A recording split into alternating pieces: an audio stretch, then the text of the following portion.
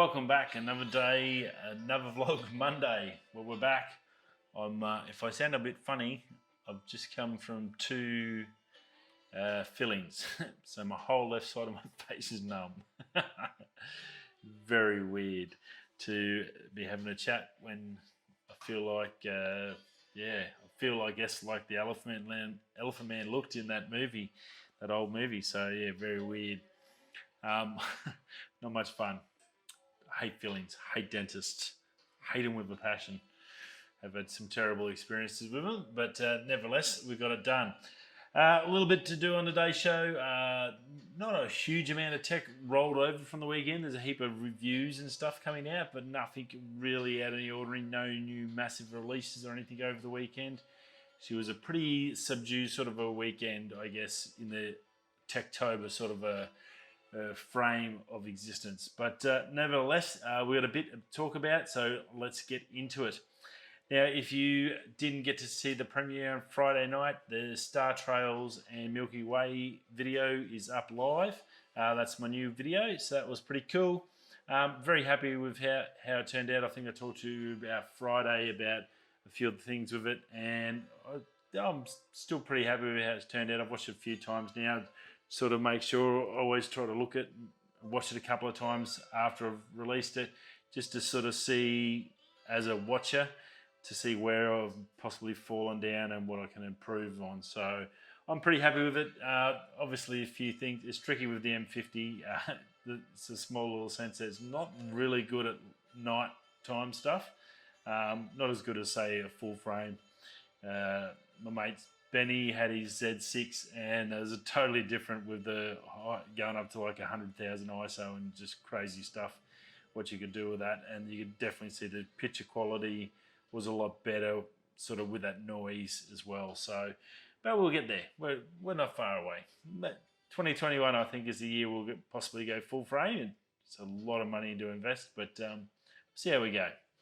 At the moment, the M50 is doing really well, but definitely go check that out. Some beautiful shots, reflections off the water, all that sort of stuff. Just crazy things you can only get when you're in the middle of the desert, and there's nothing around to pollute, and no light pollution around. So very, very cool.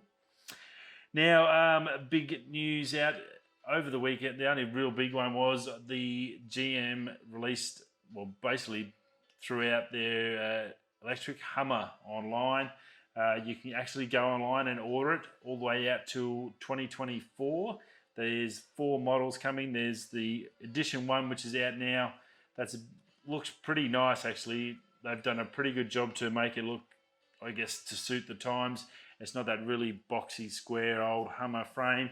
It's got a few little bit of rounded curves on it. It's still got that bulky, that big sort of chest out sort of a feeling to it, like you get with those big American trucks and that's, I guess, what they're all about. So it's done a really good job in that regards, I think, in the aesthetics of it. So very, very cool. Pretty exy though. I'll go through the prices at the end, but look, specs wise, it's pretty awesome. LG's doing the battery tech on it. We talked about that when we talked about the GM battery plants that they're madly putting together. So that's all happening. It's got a Targa roof, so you can pull the front whole roof off, and the back seat ones are Targa style. So I thought that was pretty cool. It's got underbody cameras, so I guess if you're doing a bit of rock crawling and stuff like that, the ability to see where something is underneath and go, righto, I'm going to smash crap out of my diff. I'll back off and pick a better line. That's, I think, pretty cool. One option is called the Extract model. Has a 6-inch adjustable suspension, so you can, I don't know if it's an air lift or hydraulic lift. It's sort of, the way it really shot up, I've got a funny feeling it may be hydraulic. I'm not sure 100%. I just read a quick bit on it to try and get to the news. 350 mile range for that one, so that only on that model, and I'll speak a little bit more about that. It'll do the crab walk, so it'll do the diagonal walk off as well. 1,000 horsepower, 11,500 foot-pounds. It's also got, and this is most of this normal specs, except for the horsepower and towing range, go through the whole range. It does have a super, it's what they call a super rise. So basically, on certain roads, you can basically take your hands off the wheel and let it drive on certain highways. So basically, you just drive for hundreds of k's dead straight. The car can do it for you. That's, I think, the F-150 2021 is going to have that option as well. So I did talk that a few months ago. We looked at that. So that seems to be, it's not a full autonomous like a Tesla, but it's something, I guess, the stepping stones for these companies that are a bit well behind to try and appease their customers and sort of slowly baby step them into the new world which is coming. Inside's pretty amazing. It's got 35-inch massive tyres on it. Inside's very state-of-the-art. I don't think it was a leather because it had like a waterproof sort of floor pan area, and that was all washproof, and they say that in there. That's all sort of basically get in there with muddy boots, no dramas. It does look really, really smick. I'm sure they've got an option for leather if you are looking at purchasing. I don't think they're going to knock you back on that.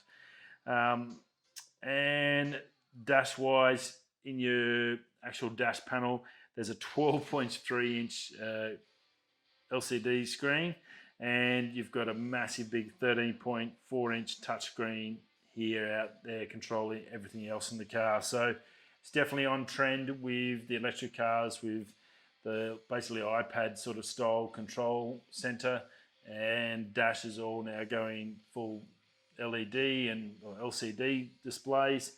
So that's sort of on trend. So as I said, it's definitely up there with that. Now, price-wise is where it gets a bit tricky.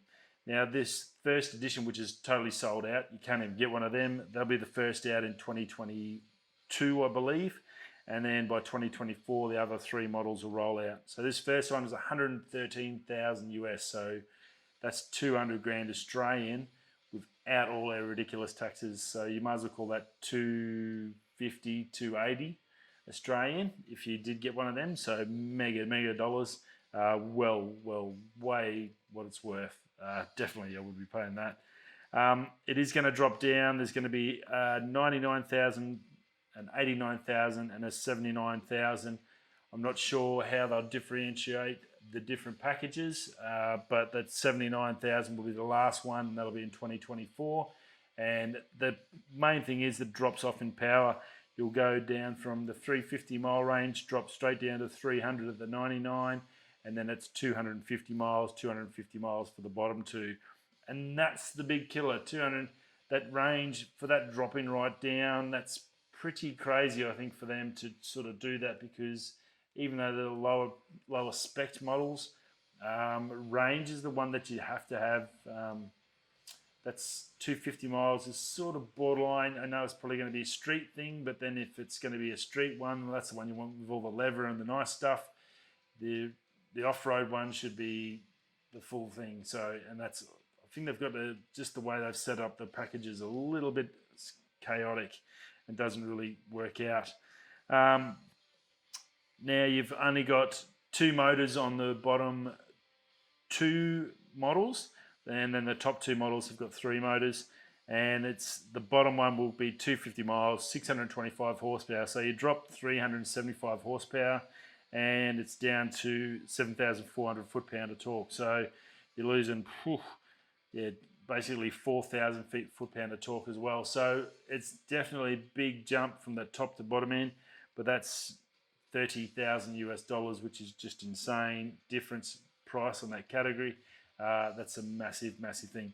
Now, having said that, you can't get an edition one, and that's a limited release for whatever reason. And then that 99,000 one, I'm not sure if there's going to be an option to upgrade it to the 1,000 horsepower, but that doesn't have 1,000 horsepower either. That drops down. So a little interesting on the costings and the packages.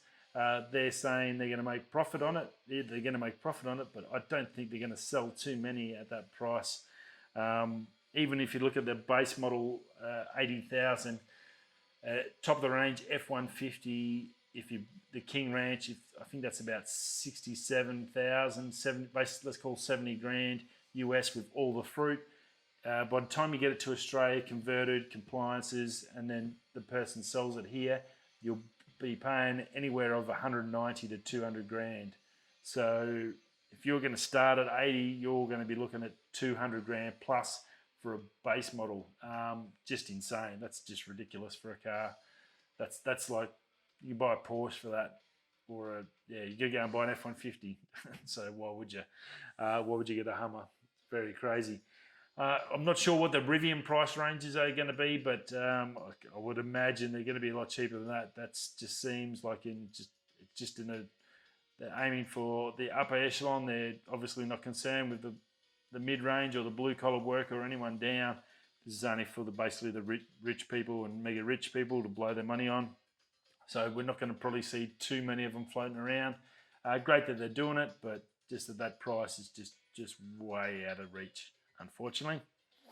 Now, did watch an interesting one on Everything Apple Pro. They got the new iPhone 12 and did some water testing on it. It's probably one of the things you worry about, and we used to get cases for it because they weren't waterproof and all that now, but it was really interesting. He went out to a lake near where he lives and he actually put an old 11 Pro in with a brand new 12 Pro, dropped them down the water, 25 foot.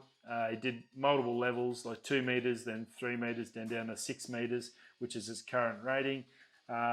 6 meters for half an hour, and he had it well in excess of 6 meters. Like I think he dropped down to did about 4 or 5 tests without even drying it off, and just kept dumping it down. So it spent a good 45 minutes to an hour in the water, and all the way down to 35 foot, which is pretty cool. And it didn't miss a beat. And even when he took it home and dried them off, no issues with them at all. So that's awesome.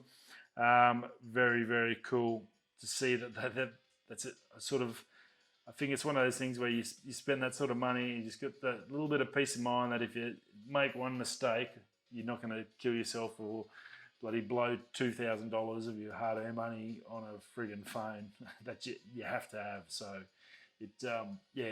I reckon that it was a really good test, and it was good to sort of see that they actually are pretty reliable and pretty rugged. So very, very cool, Apple. And then last but not least, not a monstrous show, just quick fire one, some interesting stuff over on Canon, some prototypes and some patent sort of stuff getting around about Canon working on an add-on phone lens for your phone. So somehow adapting, and it's sort of in the similar sort of a shapage as that new little one-eyed piece binocular movie camera we talked about, the PowerShot. I think last week it got released when the M50, one of M52 got released. Similar sort of that, and you attach it onto your phone, and there's not really much there, possible multiple focal lengths and stuff like that. Over at Canon Rumors, it was a CR1, so it's very much a rumor, and it was probably a long distance sort of a dream. But it's going to be a bit strange too. I thought it was pretty interesting in the fact that they would try and do something like that when you've already got people like Moment, Ulanzi, and all these other Sandmark. There's a heap of different companies doing really nice lenses to suit your phones with mounts and cases and stuff like that. Be interesting to see what Canon could offer that and how it all work. As I've said a million times, Canon and Apple need to get together and put an Apple phone into the back of a Canon camera. Get the usability and OS of Apple running a Canon camera, much like the old Samsung did, like in, I think it was 7-8 years ago, the NX1, I think it was. Brilliant idea, way ahead of its time, too early for it to take off. If they re-release something like that, Samsung now with, say, Sony as doing the lenses for the mount, with the Sony mount on it, and then doing the back, Samsung and Sony I think that would sell like hotcakes. I have a really good feeling about that. That's what I think. Canon and Apple, the two big boys, if they got together and did some sort of masterpiece camera where you got that Apple operating system with that usability, the ability to airdrop your files straight to your computer, negating disks or hard drives or anything like that. Even being able to, if you had to, just plug an SSD in, which they should have anyway, but they for some reason don't. That would be an insane phone camera, or insane hybrid, I guess. Best of everything something you could just flip it over, check your message, check your apps, boom, boom, boom, yep, put it straight to Instagram, yep, filter it, color it, bang, bang, bang, go. Premiere Rush, make a video, upload it straight away, straight off the back of your camera. Something like that I think would definitely, with the tech-savvy public we have now and the way things are going with phones, I think that would go really cool. And it's just a matter of, I think, basically, realistically, being able to put a sensor and a lens mount on the back of an iPhone of some sort. It's going to be thicker, it's going to be bigger, but you're not going to class it as a phone. You're going to class it as a camera. But that's all of it. I mean, even if they went twice as thickness and up the battery, like it would still be half the size of an M50 or anything like that. So definitely some great options there. Whether that's what they're trying to do, or I think that's adding add-ons, doesn't seem to, it works, but it's not a super awesome workaround, I guess.